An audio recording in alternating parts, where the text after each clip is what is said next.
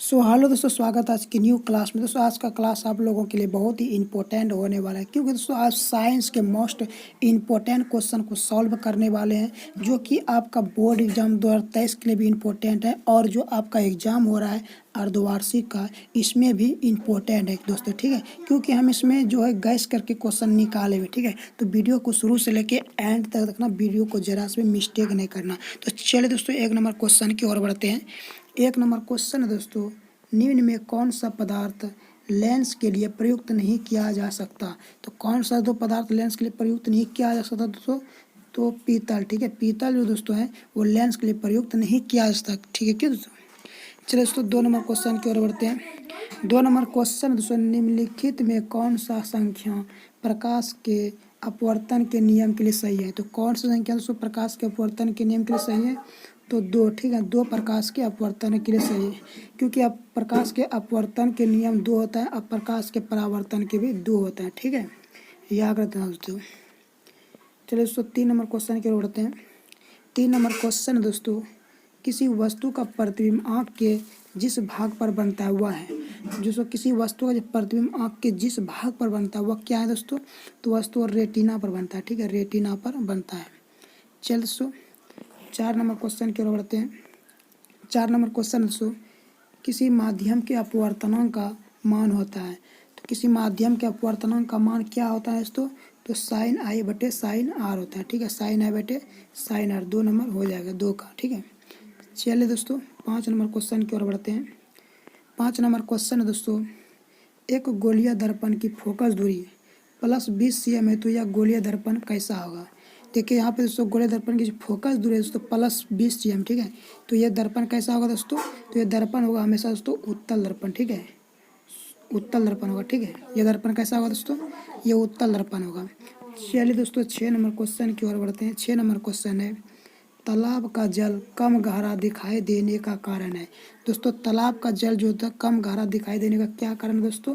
क्या कारण दोस्तों? तो इसका दोस्तों कारण है अपवर्तन। ठीक है, अपवर्तन जो है दोस्तों इसका कारण है, क्योंकि अपवर्तन के कारण ही तालाब का जल उठा हुआ प्रतीत होता है, या नदी का जल उठा हुआ प्रतीत होता है। या बोल सकते हो एक गिलास ले लो कांच का, अगर उसमें पानी भर दो, उसमें पेंसिल हम जैसे डुबाते हैं तो पेंसिल क्या दोस्तों टेढ़ी तिरछी नजर आती है। ठीक है, ये सब अपवर्तन के कारण होता है। ठीक है, चलिए दोस्तों सात नंबर क्वेश्चन की ओर बढ़ते हैं। सात नंबर क्वेश्चन दोस्तों, अवतल दर्पण की फोकस दूरी होती है। तो अवतल दर्पण की फोकस दूरी क्या होती है दोस्तों? तो ऋणात्मक होती है। ठीक है, अवतल दर्पण की फोकस दूरी ऋणात्मक होती है, और उत्तल दर्पण की फोकस दूरी दोस्तों क्या होती है? धनात्मक है। ठीक है, पॉजिटिव। तो क्या होता है? प्लस में होता है। ठीक है, चलिए दोस्तों आठ नंबर क्वेश्चन की ओर बढ़ते हैं।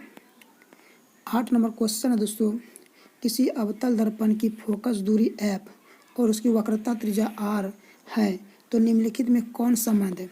तो कौन संबंध दोस्तों? तो कौन संबंध दोस्तों? r बराबर 2f। ठीक है, r बराबर 2f इसमें संबंध है। ठीक है, चलिए नौ नंबर क्वेश्चन की ओर बढ़ते हैं।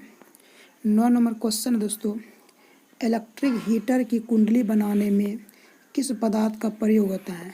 तो किस पदार्थ का प्रयोग होता है दोस्तों? नाइक्रोम का। ठीक है, नाइक्रोम का प्रयोग होता है। चलिए दोस्तों 10 नंबर क्वेश्चन की ओर बढ़ते हैं। 10 नंबर क्वेश्चन है दोस्तों, किलोवाट घंटा एक इकाई है। तो किलोवाट घंटा दोस्तों किसका इकाई है? शक्ति का इकाई है। ठीक है, किलोवाट घंटा जो इकाई है दोस्तों शक्ति का इकाई है। ठीक है, चलिए 12 नंबर क्वेश्चन की ओर बढ़ते हैं। 12 नंबर क्वेश्चन है दोस्तों, विद्युत फ्यूज विद्युत धारा के किस सिद्धांत पर कार्य करता है? तो किस सिद्धांत पर कार्य करता है दोस्तों? चुंबकीय सिद्धांत पर। ठीक है, जो विद्युत फ्यूज है वो विद्युत धारा के चुंबकीय सिद्धांत पर कार्य करता है। ठीक है, चलिए 12 नंबर क्वेश्चन की ओर बढ़ते हैं। 12 नंबर क्वेश्चन है दोस्तों, वोल्ट मीटर को विद्युत परिपथ में किस क्रम में जोड़ा जाता है? किस क्रम में जोड़ा जाता है दोस्तों? फटाफट बताइए। वोल्ट मीटर को विद्युत परिपथ में किस क्रम में जोड़ा जाता है? तो समांतर क्रम में। ठीक है, समांतर क्रम में जोड़ा जाता है। किस क्रम में दोस्तों? समांतर क्रम में। ठीक है, चलिए 13 नंबर क्वेश्चन की ओर बढ़ते हैं। 13 नंबर क्वेश्चन दोस्तों, विद्युत परिपथ में दो बिंदुओं के बीच विभवांतर मापने के लिए प्रयुक्त होता है। तो किस लिए प्रयुक्त होता है दोस्तों? तो वोल्ट मीटर में। ठीक है, वोल्ट मीटर में प्रयुक्त होता है। चलिए 14 नंबर क्वेश्चन की ओर बढ़ते हैं। 14 नंबर क्वेश्चन है दोस्तों, जल विद्युत संयंत्र किस ऊर्जा को विद्युत ऊर्जा में रूपांतरित करता है? तो जल विद्युत संयंत्र जो है दोस्तों वो विद्युत ऊर्जा को किस रूप में परिवर्तन करता है, तो स्थितिज ऊर्जा के रूप में, ठीक है, स्थितिज ऊर्जा के रूप में परिवर्तन करता है, ठीक है। चलिए 15 नंबर क्वेश्चन की ओर बढ़ते हैं। 15 नंबर क्वेश्चन दोस्तों, विद्युत बल्ब में कौन सी गैस भरी जाती है, तो विद्युत बल्ब में कौन सी गैस भरी जाती है दोस्तों, तो निष्क्रिय गैस, ठीक है, निष्क्रिय गैस भरी जाती है विद्युत बल्ब में, ठीक है, जो आपका बल्ब है जिसका खोज एडिसन ने किया था। चलिए 16 नंबर की ओर बढ़ते हैं, 16 नंबर क्वेश्चन की ओर। 16 नंबर क्वेश्चन दोस्तों, प्रकाश के परावर्तन के कितने नियम हैं, तो प्रकाश के परावर्तन के कितने नियम हैं दोस्तों, तो 2 नियम है, ठीक है, और अपवर्तन के भी 2 नियम है। चलिए दोस्तों 17 नंबर क्वेश्चन की ओर बढ़ते हैं। 17 नंबर क्वेश्चन है दोस्तों, सॉरी एक मिनट। 17 नंबर क्वेश्चन दोस्तों, अवतल लेंस का आवर्धन होता है, तो अवतल लेंस का आवर्धन क्या होता है दोस्तों, तो अवतल लेंस का जो आवर्धन होता है दोस्तों वो V/U होता है, ठीक है, और अवतल लेंस का और उसमें अवतल दर्पण में क्या दोस्तों आवर्धन माइनस होता है, -V/U होता है, ठीक है। चलिए दोस्तों 18 नंबर क्वेश्चन की ओर बढ़ते हैं। 18 नंबर क्वेश्चन है दोस्तों, दर्पण सूत्र है, तो दर्पण सूत्र क्या है दोस्तों, दर्पण सूत्र है 1/V + 1/U, ठीक है, याद रखना है। चलिए दोस्तों 19 नंबर क्वेश्चन की ओर बढ़ते हैं। 19 नंबर क्वेश्चन है दोस्तों, टिंडल प्रभाव प्रदर्शित करता है, टिंडल प्रभाव किसको प्रदर्शित करता है दोस्तों, तो प्रकाश का प्रकीर्णन, ठीक है, प्रकाश के प्रकीर्णन को टिंडल प्रभाव प्रदर्शित करता है। चलिए 20 नंबर क्वेश्चन की ओर बढ़ते हैं। 20 नंबर क्वेश्चन है दोस्तों, कौन सा लेंस हवा में अभिसारी लेंस भी कहलाता है, तो कौन सा लेंस तो हवा में अभिसारी लेंस कहलाता है, उत्तल लेंस, ठीक है, उत्तल लेंस जो है हवा में अभिसारी लेंस कहलाता है, ठीक है। चलिए 21 नंबर क्वेश्चन की ओर बढ़ते हैं। 21 नंबर क्वेश्चन है दोस्तों, उत्तल दर्पण में प्रतिबिंब बनता है, तो उत्तल दर्पण में से तो कैसा प्रतिबिंब बनता है दोस्तों, तो हमेशा आभासी एवं काल्पनिक बनता है, ठीक है, आभासी एवं काल्पनिक बनता है, ठीक है। चलिए दोस्तों 22 नंबर क्वेश्चन की ओर बढ़ते हैं। 22 नंबर क्वेश्चन है, प्रकाशिक माध्यम कितने प्रकार के होते हैं, तो प्रकाशिक माध्यम कितने प्रकार के होते हैं दोस्तों, 2 प्रकार के, ठीक है, तो कौन कौन से दोस्तों, एक होता है विरल माध्यम, एक होता है सघन माध्यम, ठीक है, ये 2 माध्यम होते हैं प्रकाशिक माध्यम के, ठीक है। चलिए दोस्तों 23 नंबर की ओर बढ़ते हैं। 23 नंबर क्वेश्चन है दोस्तों, डायनमो प्रवर्तित करता है, डायनमो क्या प्रवर्तित करता है दोस्तों, तो यांत्रिक ऊर्जा को विद्युत ऊर्जा में परिवर्तित करता है, ठीक है। चलिए दोस्तों 24 नंबर क्वेश्चन की ओर बढ़ते हैं। 24 नंबर क्वेश्चन है दोस्तों, कार्य करने की क्षमता को कहते हैं, कार्य करने की क्षमता को क्या कहते हैं दोस्तों, तो कार्य करने की क्षमता को दोस्तों ऊर्जा कहते हैं, ठीक है, कार्य करने की क्षमता को ऊर्जा कहते हैं, ठीक है। चलिए दोस्तों 25 नंबर क्वेश्चन की ओर बढ़ते हैं। 25 नंबर क्वेश्चन है दोस्तों, एक घोल नीले लिटमस पत्र को लाल कर देता है, घोल का पीएच मान क्या होगा, तो घोल का पीएच मान क्या होगा दोस्तों, घोल का पीएच मान होगा 2, ठीक है। चलिए दोस्तों 26 नंबर क्वेश्चन की ओर बढ़ते हैं। 26 नंबर क्वेश्चन है दोस्तों, एथिल एल्कोहल का यूपीएक नाम क्या है, तो एथिल एल्कोहल का दोस्तों यूपीएक नाम क्या है दोस्तों, एथेनॉल, ठीक है, एथेनॉल नाम है। चलिए दोस्तों 27 नंबर क्वेश्चन की ओर बढ़ते हैं। 27 नंबर क्वेश्चन है दोस्तों, तो चलिए दोस्तों 27 नंबर क्वेश्चन की ओर बढ़ते हैं। 27 नंबर क्वेश्चन है दोस्तों, लोहे की परमाणु संख्या है, तो लोहे की परमाणु संख्या कितना है दोस्तों, तो 26 है, ठीक है, लोहे की परमाणु संख्या कितनी है, तो 26 है, ठीक है। चलिए दोस्तों 28 नंबर क्वेश्चन की ओर बढ़ते हैं।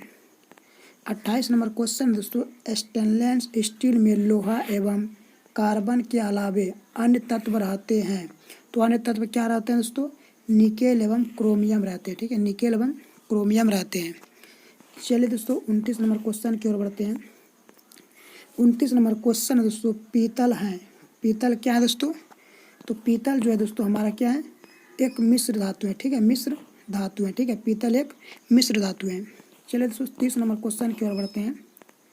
30 नंबर क्वेश्चन दोस्तों, निम्नलिखित में कौन प्राकृतिक सूचक है, तो कौन प्राकृतिक सूचक है दोस्तों, हल्दी, ठीक है, हल्दी जो है प्राकृतिक सूचक है, ठीक है। चलिए दोस्तों 31 नंबर क्वेश्चन की ओर बढ़ते हैं। 31 नंबर क्वेश्चन दोस्तों, OH अभिक्रियाशील मूलक वाले यौगिक का नाम क्या है, तो यौगिक का नाम क्या है दोस्तों, एल्कोहल, ठीक है, एल्कोहल नाम है।